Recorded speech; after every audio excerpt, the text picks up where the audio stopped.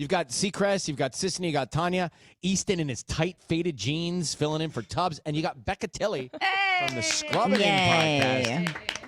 Becca was feeling lonely, and we're here to help with that. It's an open door over here. Anyone's welcome. Becca, while you're here, Mercury in retrograde, Tanya's made a thing of it this morning. Should I be worried? Should we be worried? That Tanya made a thing of it, or that it's in retrograde? Mercury retrograde. Well, all of the above, truly.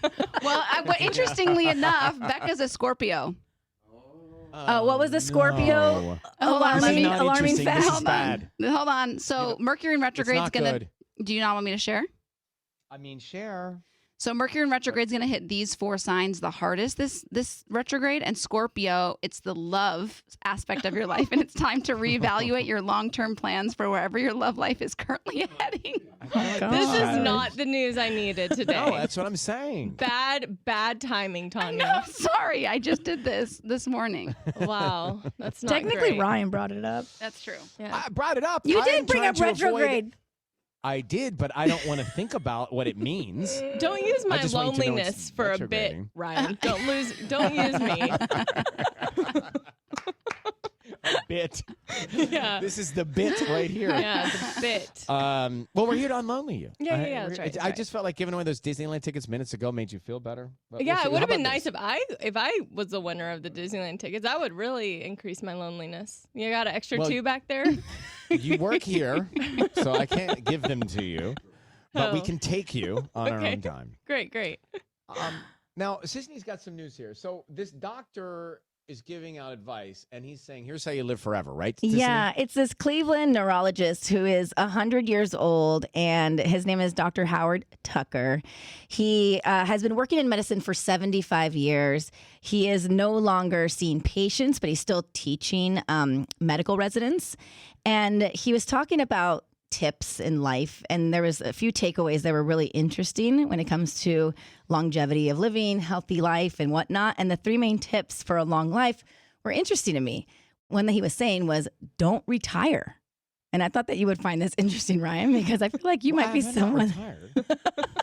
No, I feel like you're going to work forever in a weird way, like something, like you're going to always kind of like have your hand in something. He says he doesn't understand people who golf 3 times a week. He says, if you must actually retire, you still have to do something to stimulate your brain. Volunteer. Do anything that just still kind of gets you up and moving somehow, because golf is not the answer. We're going to put a pin in this and let you finish. But the golf thing we have to get back to with Ryan. Why with Ryan? Because did you not see his posts with the golf balls and stuff? I'm trying to start. Yeah. So we'll come back to that. Swing. Do we think that'll be the end all for him, though?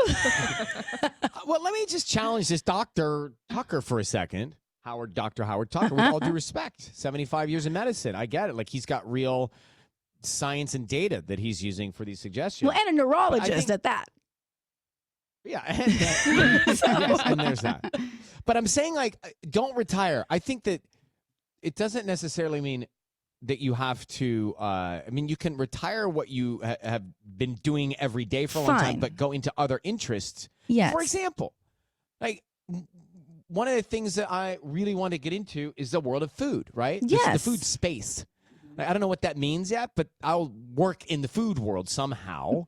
Means I won't retire, but I'll just change some shift in focus. I think that's what he means, and that's fine. I just think he means don't sit at home every day. No, don't do you nothing. Can't. I agree. Keep your brain stimulated.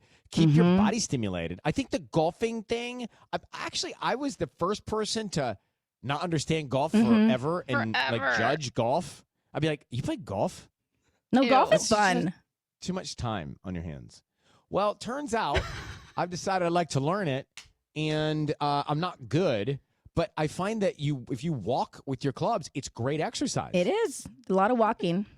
All right. The other 2 tips were keep learning. So to keep up with technology, if you're older, like I think a lot of as you get older, technology changes and you get frustrated and you say, I don't want to learn. I was just helping my aunt the other day get a new phone, and she almost didn't want to get a new phone. She was like, I like the phone. I don't want to change. She was scared to get the iPhone without the button. I was like, Thea, you can do it. Like, you can get the iPhone without the button. Like, I know you can. And she was like, okay, fine.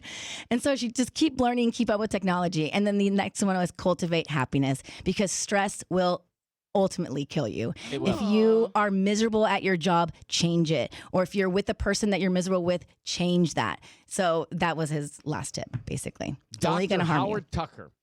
Advice on how to live forever there. All right. Well, thanks. If you can get 1 out of 3 there. You're not doing bad. Exactly.